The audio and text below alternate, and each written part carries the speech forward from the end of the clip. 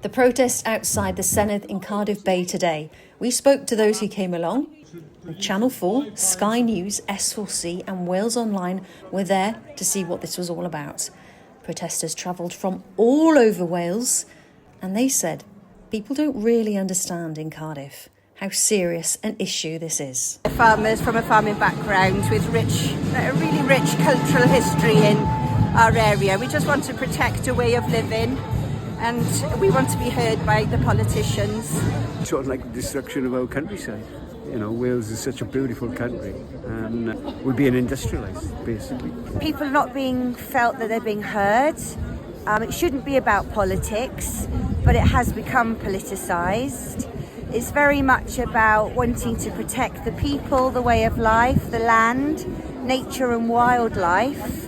But with all these huge energy companies wanting to put huge wind farms and the pylons throughout rural Wales, it's going to decimate natural wildlife, habitat, tourism, farming land, and people have had enough.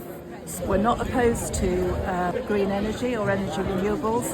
What we are opposed to is the complete destruction of our countryside, our habitat. We don't need the pylons, we don't need the turbines.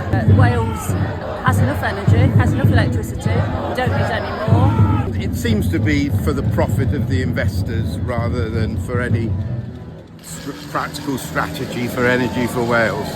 If Wales was desperately short of electricity, I would think again, but it's not. It's for money.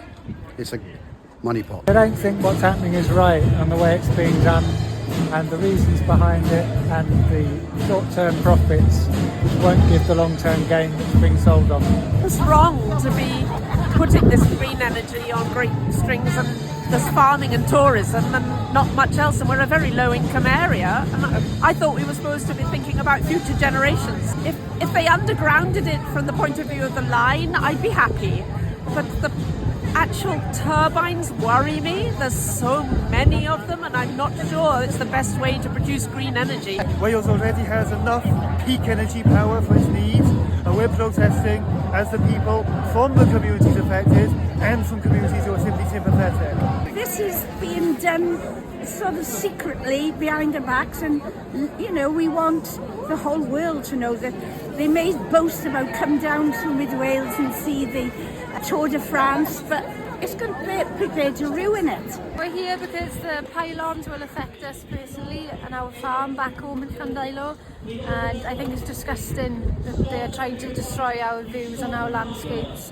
They just turn up at the farm and they try and get Dad just to sign things. We just want to plonk these huge metal things on the farm, and I'm so angry. Well, it's going to devalue our farm by 30%. Once they pull up all these pylons and things, they'll say, oh, well, you can't walk on that land now because it's all being developed into something else and it'll be fenced off probably. So we've got to keep our freedom, we've got to speak up and we've got to stand up for ourselves. I'm horrified by what's going on, being sold out by our own government in the face of an invasion where they should be protecting us. And we don't want the pylons in this beautiful valley because it is of outstanding natural beauty, and if this goes ahead it's going to destroy it. Okay, so you're about 2 metres tall. Yeah. Each block there is 3 metres. Yes. So that's how much. And there are 8 blocks. You make that 25 metres and they want them to be 250 metres. So how much more is it? 10 times the height of this whole thing.